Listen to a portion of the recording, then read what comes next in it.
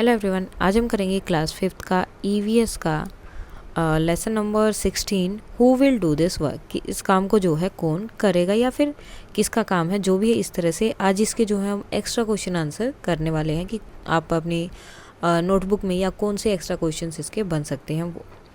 First of all कुछ यहाँ पर की पॉइंट्स दिए हैं। All kind of labour must be considered respectfully. कोई भी इंसान कोई भी काम करता है तो उनको जो है रिस्पेक्टफुली यानी कि उनकी रिस्पेक्ट करनी चाहिए, उनको वैसे ही ट्रीट करना चाहिए। No worker should be considered dirty और लो। किसी भी कोई भी इंसान अगर काम कर रहा है या कोई भी काम है, नो वर्क, किसी भी काम को डर्टी या छोटा नहीं समझना चाहिए। Many people help us to keep our neighbourhood area green and clean. So जो भी हमारे आसपास का एरिया, बहुत सारे लोग हमारी हेल्प करते हैं उसको हमेशा साफ और ग्रीन रखने में। None of us can do all work by our selves. हम अकेले सारा काम नहीं कर सकते हैं। Different people do different kind of work. हर एक इंसान जो है, अलग अलग तरह के इंसान अलग अलग तरह का काम करते हैं। Mahatma Gandhi regard all the work equally important. और महात्मा गांधी ने बोला भी है कि सारे वर्क जो हैं इक्वली इम्पोर्टेंट हैं। ना कुछ क्वेश्चंस है। What is meant by dignity of a labour. तो एक लेबर के लिए डिग्निटी क्या होती है? So the respect given to all kind of labour is known as dignity of labour. So जो भी काम हम करते हैं, लेबर मीन्स एक तरह से काम हो गया, तो जो भी काम है अगर हमें जो है हर काम की रिस्पेक्ट करनी चाहिए, वो ही क्या है, उसकी डिग्निटी है। What is division of labour. अब डिवीज़न क्या है, किस किस टाइप के जो हैं आपके काम है। यहाँ पर देखो बहुत सारी पिक्चर्स दी हैं, ये सब जो है हर एक डिवीज़न है, अलग अलग तरह के काम है और सब लोग कोई ना कोई काम कर रहे हैं। तो ये सब क्या होते हैं, आपके डिवीज़न है। So different people do different kind of works, this is called division of work, और इसे हम बोलते हैं division of work. How should you treat the people who help you. तो आप उनको लोगों को कैसे ट्रीट करते हैं जो आपकी हेल्प करते हैं। So we should treat the people as are equal. तो हमें जो है उन्हें अपने इक्वल समझना चाहिए जो हमारी हेल्प करते हैं, यानी कि सब लोग जो है आपस में इक्वल है, कोई छोटा बड़ा नहीं है। व्हाट इज़ वर्क, काम क्या है। So work is a job that a person does mostly in order to earn money. तो काम का क्या किया जाता है, ये एक तरह से जॉब होता है जिसको जो है लोग पैसा कमाने के लिए यूज़ करते हैं, कि जॉब करेंगे, काम करेंगे तो पैसा आएगा और हम जो अपनी लाइफ जी सकते हैं, जो भी चीज़ हमें चाहिए वो ले सकते हैं। We should not be ashamed of any work. हमें जो किसी भी काम को लेकर शर्म नहीं आनी चाहिए। सो वर्क इज़ वर्शिप। वर्क जो एक तरह से मतलब भगवान की तरह, जैसे हम भगवान की पूजा करते हैं वैसे ही हर एक इंसान के लिए उसका काम उसकी पूजा है। And no work is high और लो, कोई भी काम छोटा या बड़ा नहीं है। So we should not be ashamed to do any work. तो हम कोई भी काम करने में हमें शर्म नहीं आनी चाहिए। Now next, who were untouchable. अब ये अनटचेबल क्या है? अनटचेबल मीन्स जिन्हें टच ही नहीं किया जा सकता। In our society who do many work have been regarded as lowly and were placed the lowest level of the social ladder। तो एक तरह से हमारे यहाँ जो है एक मतलब सोशल लैडर यानी कि एक तरह से सामाजिक, ये बोल रहे हैं कि सीढ़ी बनाई गई है जिसमें जो लोग छोटा काम करते हैं, यानी कि जैसे घर में झाड़ू पोछा करना है किसी को, या फिर जैसे मतलब कोई भी ऐसे काम, जैसे पहले के लोग होते थे तो जानवर होते हैं उनकी पोटी वगैरह उठाना और वो सब करना, घर की साफ़ सफाई करना, उनके लिए क्या होता था, ऐसे लोगों के लिए घर के बाहर ही बर्तन रखे जाते थे कि इनको वही उसी में खाना देना है, उनको घर के बर्तन वो टच नहीं कर सकते हैं, घर के अंदर तक वो नहीं आ सकते हैं। सो उन लोगों को जो है बहुत, जैसे ये देखो कचरा बीनने वाले काम कर रहे हैं, ये यहाँ पर काम कर रहे हैं, वे देखो यहाँ पर इनको पानी पिला रही हैं लेकिन उनको दे नहीं रही हैं, वो ऊपर से डाल रही हैं ताकि वो टच भी ना कर पाए उनके जो घर का बर्तन है उसको।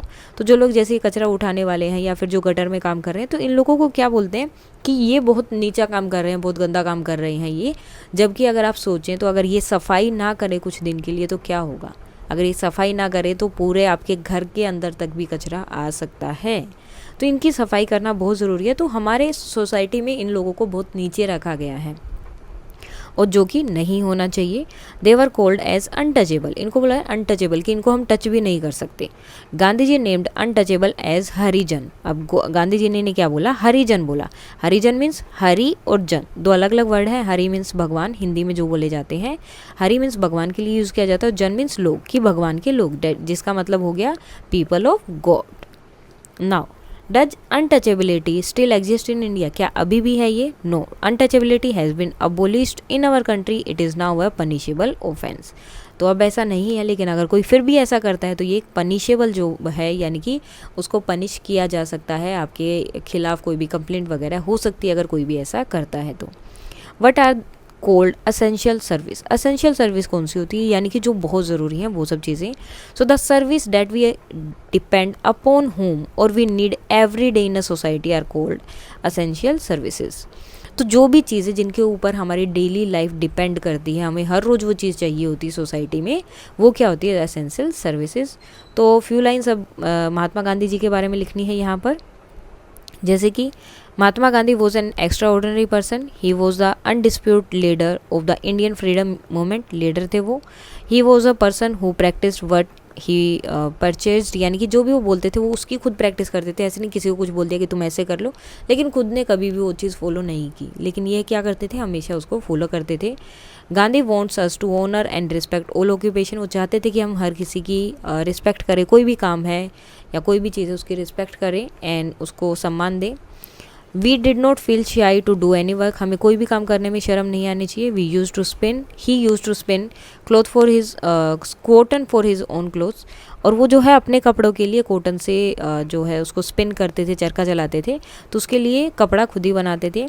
ही also clean toilet because he wanted to change the attitude of the people towards the so called dirty work, और वो जो है टॉयलेट भी क्लीन करते थे ताकि जो लोग उस टाइम पे बोलते थे कि ये गंदा काम है, गंदा काम है, तो लोगों की सोच को बदलने के लिए उन्होंने टॉयलेट भी साफ़ किए हैं। He opposed against untouchability and discrimination against people who did manual job, तो इन्होंने जो है अनटचेबिलिटी और डिस्क्रिमिनेशन जो होता था उसके अगेंस्ट जो है बहुत बड़ा स्टेप लिया था, लोगों को हेल्प की थी कि ये जो काम है ये गलत काम नहीं है, छोटा काम नहीं है, ये बहुत ज़रूरी है, किसी को भी आप उसके अकॉर्डिंग छोटा या बड़ा नहीं बोल सकते। नेक्स्ट क्वेश्चन है, how do we depend on essential services, हम जो है किसी असेंशियल सर्विस पे डिपेंड कैसे हैं? So we all are dependent on one another to provide essential services needed in the society. हम में से हर एक इंसान एक दूसरे के ऊपर जो है डिपेंडेंट है, किसी ना किसी को हर किसी की ज़रूरत होती है। None of us can do all the work by ourselves, क्या हम सब काम खुद का, सारे काम जितने भी हैं क्या खुद से कर सकते हैं? Different people do different work, so we should never look down others' work. हम में से कोई भी ऐसा इंसान नहीं है जो सारे काम खुद से कर लेगा, हर एक काम करने के लिए अलग अलग इंसान होते हैं, हर इंसान अलग अलग काम करता है, तो इसीलिए हमें दूसरों के काम को कभी भी छोटा नहीं समझना चाहिए। After Indian freedom under whose leadership was the constitution prepare, तो किसके अंडर में जो कॉन्स्टिट्यूशन प्रिपेयर किया था वो थे डॉक्टर भीमराव बाबा साहेब अम्बेडकर। तो इन्होंने जो है हमारा कॉन्स्टिट्यूशन यानी कि जो हमारा संविधान लिखा गया वो इन्होंने ही लिखा था, ये लीडर थे उसके। नेक्स्ट है, who was doctor Bhimrao Saheb Ambedkar, वो कौन थे and what did he become famous for, और वो फेमस क्यों हुए? So doctor Bhimrao Saheb Ambedkar was an eminent leader, social reformer and a scholar, तो पढ़े लिखे भी थे, एक बेस्ट लीडर भी थे और जो है सोसाइटी में चेंज लाने वाले भी थे। ये was famous for framing Indian constitution, और ये किस लिए फेमस थे?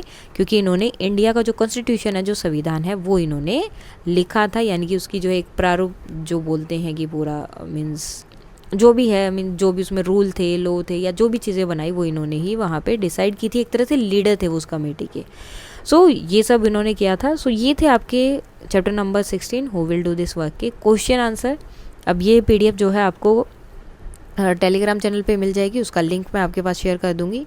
इसमें कोई भी डाउट है तो आप कमेंट करके बता सकते हैं। That's all for today and please like share and subscribe. Thank you.